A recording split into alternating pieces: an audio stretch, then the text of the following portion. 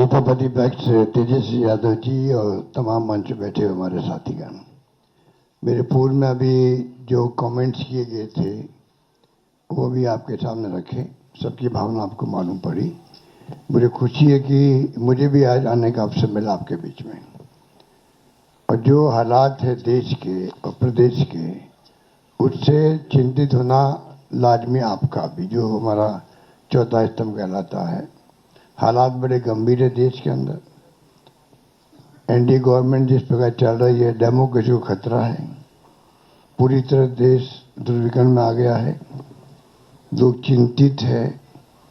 देश किस दिशा में जा रहा है कोई नहीं जानता है। किस दिशा में जाएगा किसी को नहीं मालूम है। उस रूप में हम चल रहे हैं। आलोचना कर दो, जेल में जाओ, चाहे वो पत्रकार हो, साहित्यकार हो या कोई एक्टिविस्ट हो। इन हालातों में देश चल रहा है, तो हम सबकी जिम्मेदारी बनती है ऐसे वक्त में देश क्या चाहता है उसका भी हम ख्याल रखें। पूरा मुल्क अभी बिहार की तरफ देख रहा है कि बिहार में चुनाव होंगे, किस करवट फैसला होगा। बिहार में आप मुझसे ज़्यादा जानते हैं क्योंकि यहाँ के रहने वाले भी हैं, एक्सपर्ट भी हैं, मीडिया के साथी भी हैं।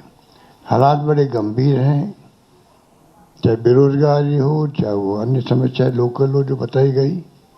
अभी आपके सामने जब बताया दीपांकर जी ने और सानी जी ने, सब साथियों ने, तो हालात वही है। किसान हो, मजदूर हो, आम आदमी हो, छात्र हो, युवा हो, चिंता लगी हुई है रोजगार की उसको। और जब हम लोग देखते हैं, पूछते हैं, तो लोग बदलाव चाहते हैं।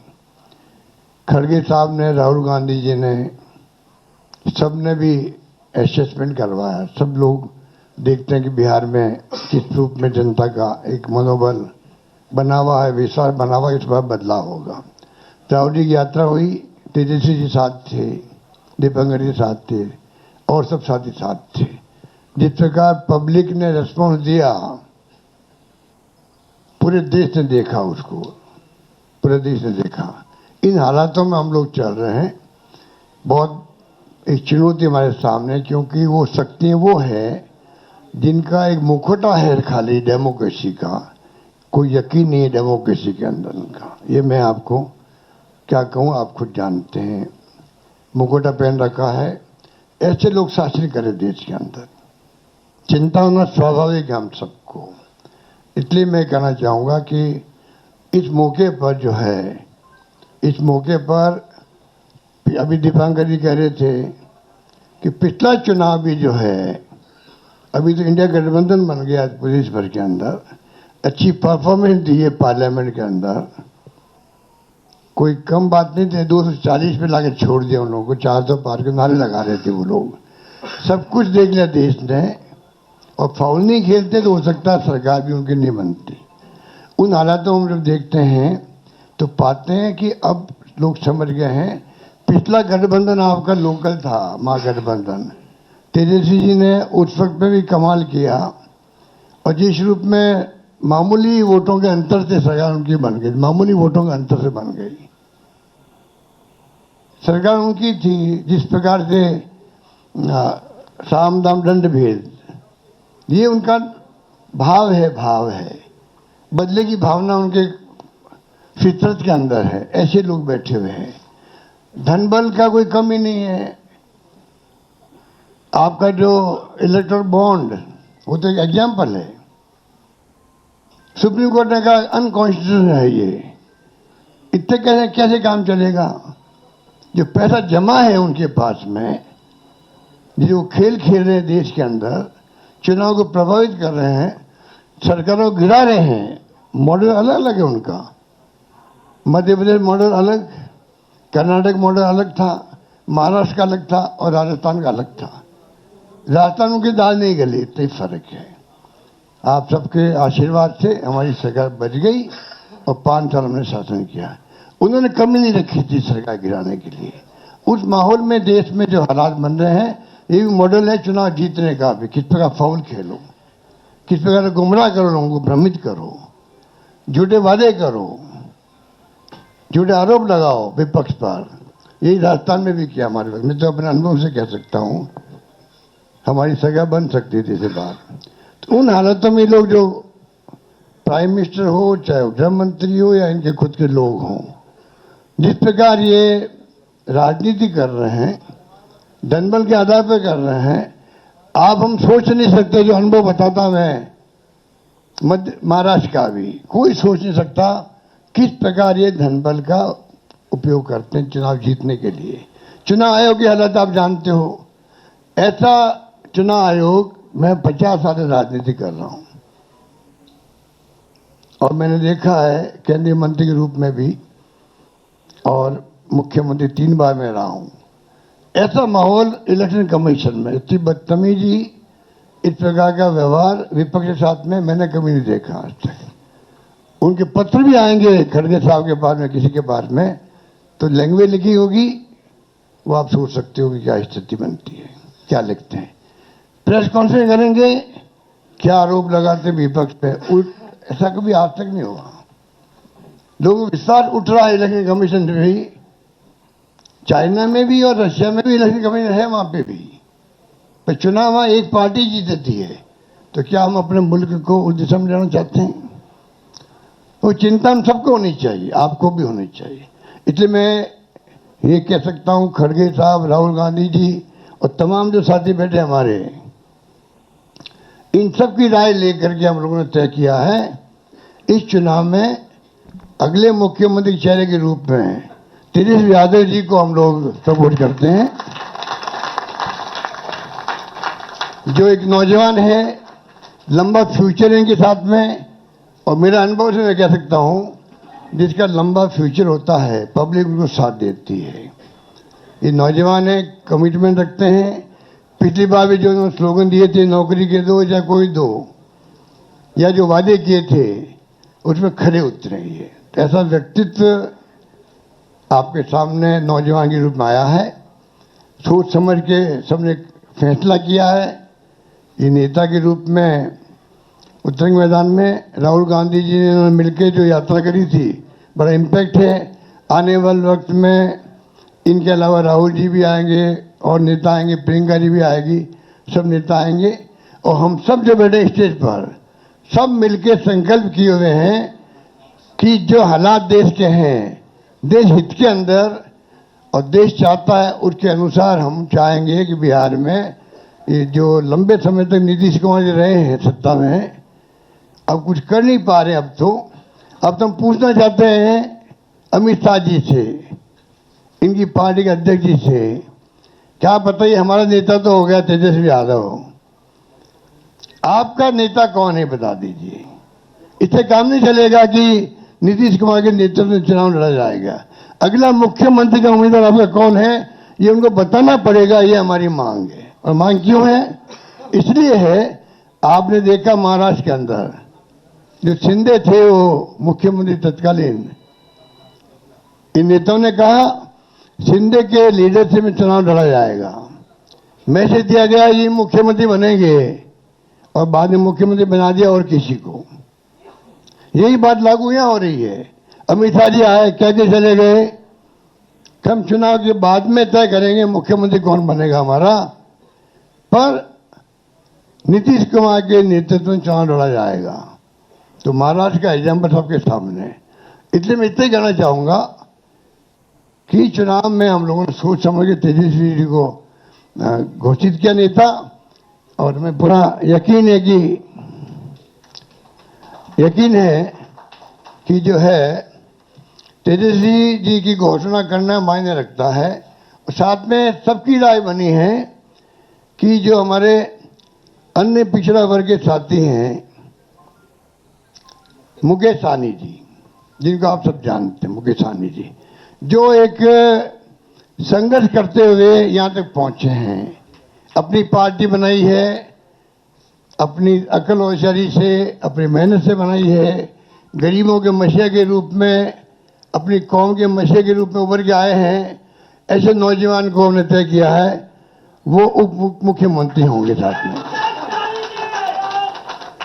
इसके साथ में जो आपके यहाँ बहुत सारे समाज भी हैं, सामाजिक इक्वेशन अलग तरह की है, तो जो अन्य सामाजिक वर्गों के लोग हैं उनमें से मुख्यमंत्री और बनाए जाएंगे, उप मुख्यमंत्री और बनाए जाएंगे।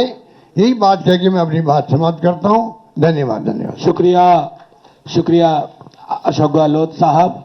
अब मैं आग्रह करूंगा सीएम डेजिग्नेट तेजस्वी जी और जो हमारे पूरे महागठबंधन की ओर से जिन्हें नामित किया गया है, और वो अपनी बात आपके समक्ष, अपनी कार्य योजना पृष्ठभूमि के साथ आपके समक्ष रखेंगे।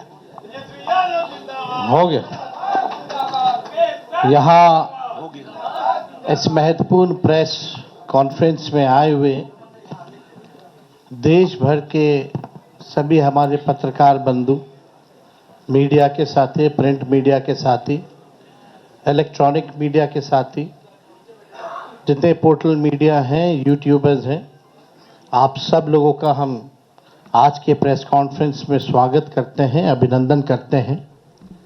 और आज हमारे बीच हमारे अभिभावक, कांग्रेस के वरिष्ठ नेता, राजस्थान प्रदेश के कई बार के मुख्यमंत्री अशोक गहलोत जी, साथ में हमारे मुकेश साहनी जी, दीपांकर जी, ललन चौधरी जी, आईपी गुप्ता जी, अब्दुल बारी सिद्दीकी साहब जी, मंगनी लाल मंडल जी, राम नरेश पांडे जी, राजेश राम जी, कृष्णा लवरू जी और सभी महागठबंधन के हमारे साथी। सबसे पहले कई बार ये सवाल उठाए जा रहे थे और हमसे ज़्यादा आप ही लोगों को ज़्यादा इंतज़ार था कि महागठबंधन का सीएम का चेहरा कौन होगा। जितना बेताब आप लोग थे उतना हम नहीं थे।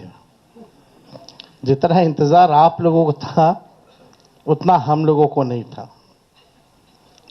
हम महागठबंधन के लोग केवल सरकार बनाने के लिए ही नहीं, मुख्यमंत्री बनने के लिए नहीं, बल्कि हम लोगों को बिहार बनाने का काम करना है, इसलिए हम लोग एकजुट हुए हैं। और हम आदरणीय लालू जी का, राबड़ी देवी जी का, मैडम सोनिया गांधी जी का, राहुल गांधी जी का, खरगे साहब जी का, प्रियंका गांधी जी का, दीपांकर जी का, मुकेश साहनी जी का, डी राजा साहब जी का, आईपी गुप्ता जी का, बेबी साहब जी का, नरेश जी, ललन जी का हम दिल से धन्यवाद देते हैं कि सभी महागठबंधन के साथियों ने मुझ पर पुनः भरोसा जताया है। इसके लिए सभी हमारे महागठबंधन के नेता हों, कार्यकर्ता हों, उन सब लोगों को दिल से हम धन्यवाद देते हैं।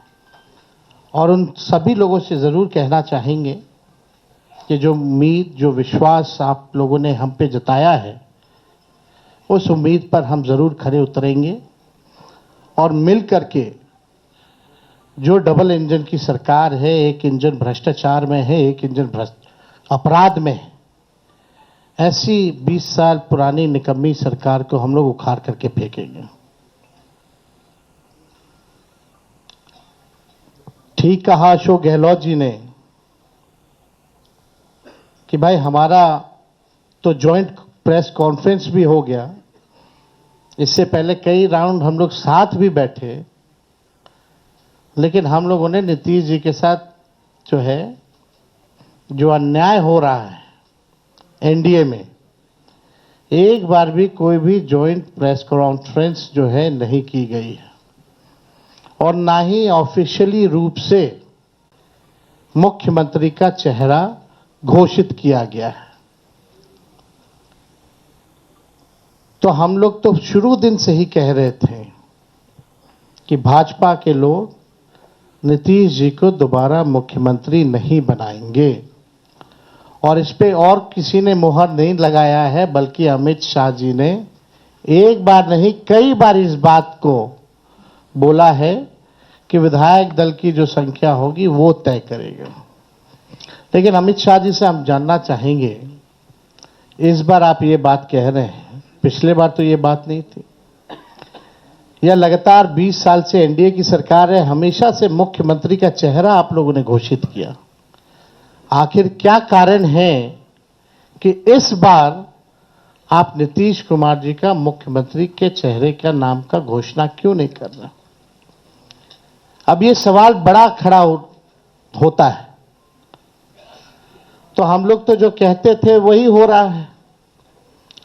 और आप देख लीजिए, जो भी जनता दल यूनाइटेड में जो नेता हैं, नीतीश जी के खराब सेहत का वो चेहरे का इस्तेमाल करके 3-4 नेता जो भाजपा के लिए ही काम कर रहे हैं, जो जनता दल यूनाइटेड को खत्म करने में लगे हैं, अब चुनाव के बाद जनता दल यूनाइटेड को भी ये लोग खत्म कर देंगे, दल नहीं रहेगा।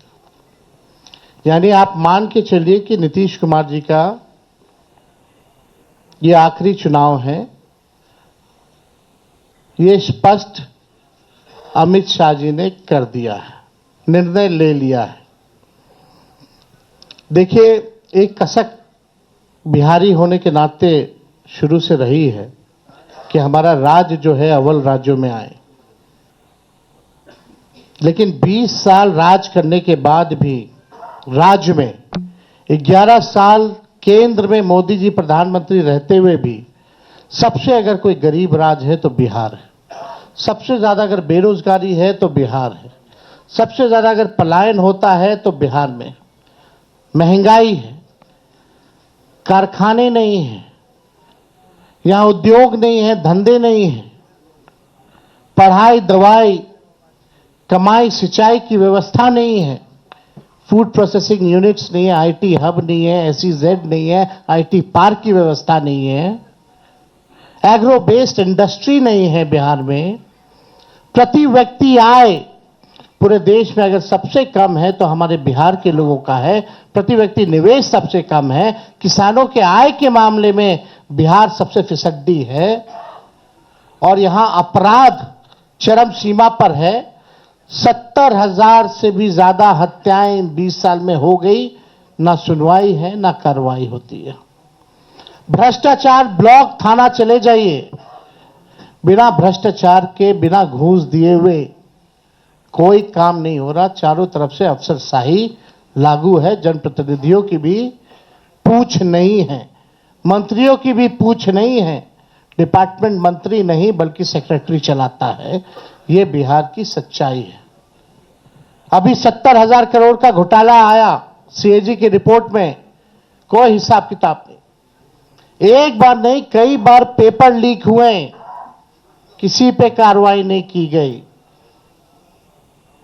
कितने बड़े से बड़े घटनाएं हुए बिहार में। सृजन घोटाला हुआ, बालिका गृह कांड हुआ, कोई गिरफ्तार नहीं, कुछ भी नहीं। लगातार घोटाले पे घोटाला हो रहा है। चूहा बांध काट दे रहा है तो बांध गिर जा रहा है। चूहा पुल गिरा देता है काट के। चूहा करोड़ों लीटर शराब पी जाता है थाना में, कोई हिसाब किताब नहीं। कहीं न्याय लोगों को नहीं मिल रहा। जो स्थिति बिहार की है, गोलियां चल रही होती है पटना के शहरों पर, बड़े बड़े उद्योगपतियों को, इंडस्ट्रियलिस्ट को। यहीं बगल में आप जहां हम लोग आज बैठे हैं, बगल में खेमका जी की हत्या कर दी जाती है। हाजीपुर में उनके बेटे की 4 साल पहले हत्या कर दी जाती है। मुख्यमंत्री आवास के बाहर गोलियां चलती है, कुछ नहीं होता। हमारे घर के आवास के बाहर गोलियां चली, आज तक कोई नहीं पकड़ा गया। सचिवालय के बाहर गोलियां चलती है, कोई पकड़ा नहीं गया। लगातार अफसरशाही, भ्रष्टाचार, अपराध से लोग परेशान हो चुके हैं। इस सरकार के पास, देखिए, हम लोग तो अपना विजन लगातार बता रहे हैं। हम लोग यहां आए, लगातार अपने विजन को बताया। कल भी हमने अपने विजन को बताया। ये लोग प्रचार में भी चले गए, एक भी मैनिफेस्टो या एजेंडा नहीं बताया कि आने वाले 5 साल में ये बिहार के लिए क्या करेंगे। आप लोग, सब लोग गवाह हैं। चाहे भाजपा के प्रधानमंत्री हो, अमित शाह हो, नीतीश बाबू हो, किसी भी व्यक्ति ने अपना agenda, road map, vision, blueprint अगले 5 साल के लिए नहीं रखा। लेकिन ये नकलची सरकार, तेजस्वी ने जो कहा उसका इन लोगों ने नकल किया। हमने पेंशन बढ़ाने की बात की 1500 रुपए, तो ये 1100 करते हैं। हमने 200 यूनिट फ्री में बिजली की बात की तो 125 यूनिट ये फ्री में देने लगते हैं। हमने डोमिसाइल की बात की तो ये डोमिसाइल की बात करते हैं। हमने युवा आयोग की बात की तो इन्होंने युवा आयोग के बारे में बात की। हमने 5 लाख सरकारी नौकरियां दी तो अब ये भी नौकरी की बात कर रहे हैं। हम लोग माई बहन मान योजना लाए तो ये 10,000 का घूस एक तरह का देके रिश्वत देकर के चुनाव से पहले उधार यानी लोन जो है वो दिलवाने का काम कर रहे हैं। तो ये नकलची सरकार है, इसके लोगों के पास कोई विजन नहीं है। ये लोग थके हुए लोग हैं। ये लोग किसी भी कीमत पे केवल सत्ता और कुर्सी पर बैठना चाहते हैं, ना कि बिहार की जनता को सेवा करना चाहते हैं, ना कि बिहार के लोगों को आगे बढ़ाना चाहते हैं। एक शुगर मिल प्रधानमंत्री जी ने नहीं चालू की, लेकिन तेजस्वी ने महागठबंधन की सरकार 17 महीने में रीगा का चीनी मिल जो है 17 महीने में चालू करके दिखाने का काम किया।